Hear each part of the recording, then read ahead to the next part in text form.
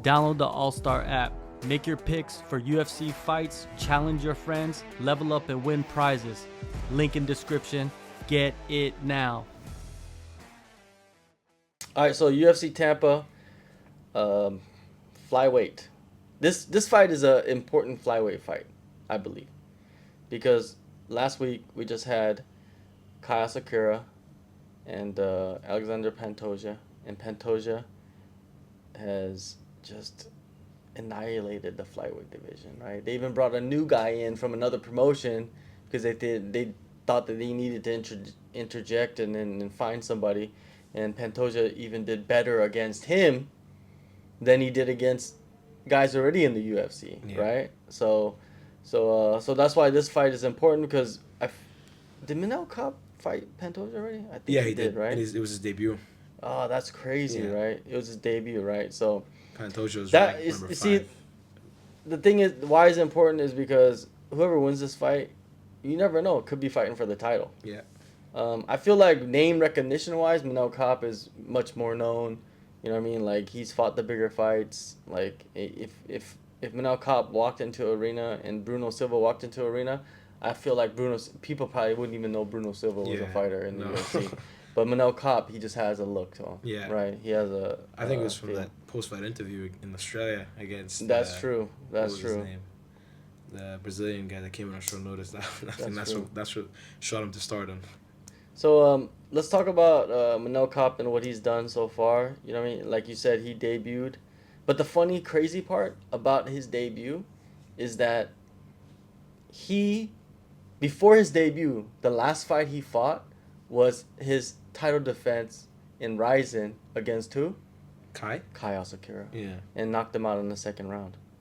Right? And then he had a couple fights scheduled, but they all got canceled in 2020. 2021, because pandemic was going on. Yeah. 2021, he makes his debut against Alexander Pantoja, loses the decision, fights Nikolai, loses the decision, and then that's when everybody was saying like maybe this dude's not that good because he was kind of hyped when he was coming in. Yeah. Right, and I was hyped too because I'd known him for so long.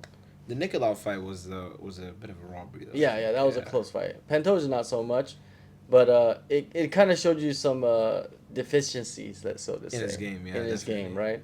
And then he came out and kind of figured some things out, made the right moves, definitely, and he flying knee knocked out. That was a nasty knockout. Very. And then Zumazulov, he beat him in the first round with punches. Beat Dvorak, and Dvorak was ranked at that time. Beat him by decision. Then beat Felipe Dos Santos by decision. But he's had so many fight cancellations. Look at the name: Sumadarji, Davison Figueiredo. I remember I was there for the Bontarine cancellation. That was in Singapore. I remember I saw him at the hotel afterwards. They canceled the fight. That was meant to be in Singapore. Oh, in the Singapore Yuri card. Yeah, it was a Yuri card. Then he was supposed to fight Perez, canceled. Figueiredo, canceled. Kai Kara France, canceled. Then he fought Felipe, got a decision. Mateo, he missed weight. Yeah. By the Mateo Nicholas rematch. Then they rescheduled it. They got canceled. And then he fought Mohamed Makayev. That fight, right?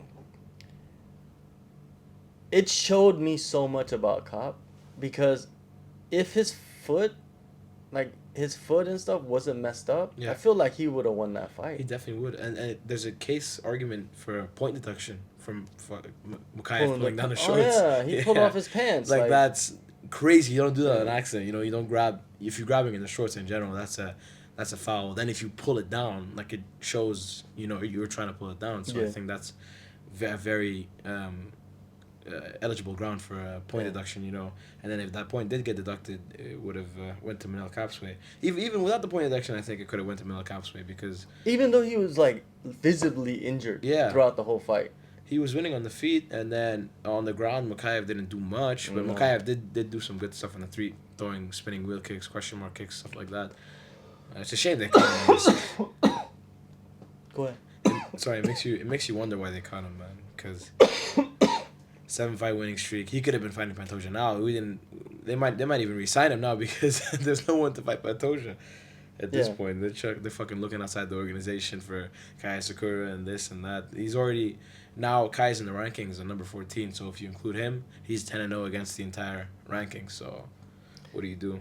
I I I I like that fight because I feel like Manel Kape, he's gonna he's gonna be better from that fight. I feel like all the questions about, can he handle like dudes shooting in his legs all the time, grappling and stuff. I feel like he can now. Yeah. Even though he lost that fight, I feel like he can. And it's gonna be big heading into this fight against Bruno Silva. Bruno Silva, the bulldog, fighting out a fight ready with Henry Cejudo. 7 fights in the UFC, but he's on the most important streak of his career, which is 4-fight win streak right now with 4 fight night bonuses, all finishes. Ain't that some shit? Pretty good. Like he started his career on back-to-back decision losses to David Dvorak and Tajir Ulanbekov, who were both at that time ranked. Yeah. And then he kind of took a step back because this guy he jumped into the division fighting the best dudes, right? Same thing like Manel as well. Exactly, Manel as well. JP Bays, he knocked him out. Victor Rodriguez knocked him out. Tyson Nam choked him out, and Cody Durden knocked him out. Yeah.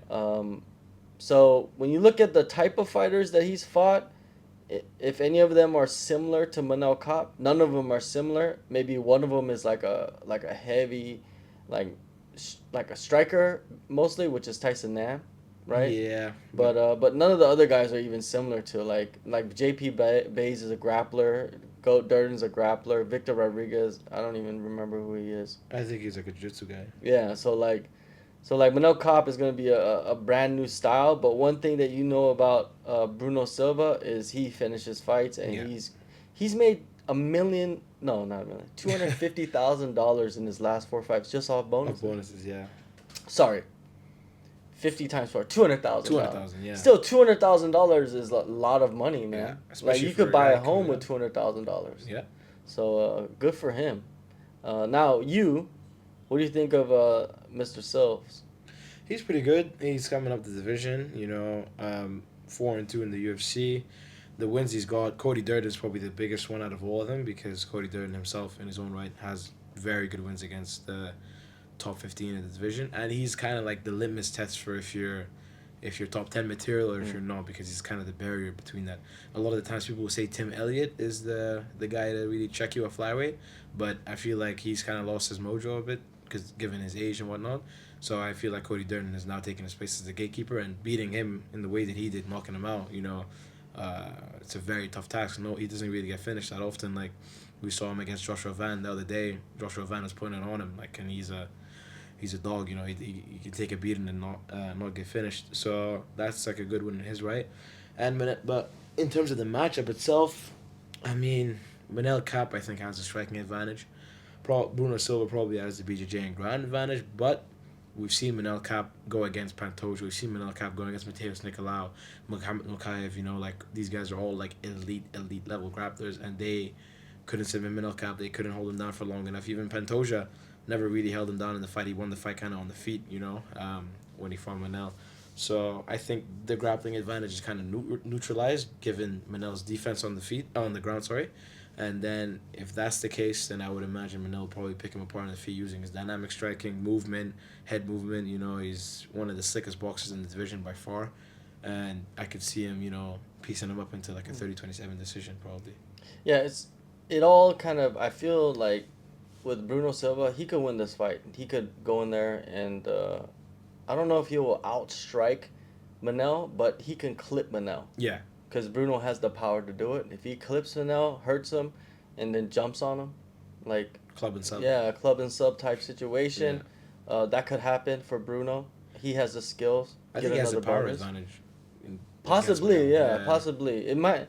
The power is different, but yeah, his might be in his hands. Yeah. In his hands, is probably he probably does have more power in his hands, and Manel's more dynamic with like the knees, and the kicks and stuff. Definitely, yeah.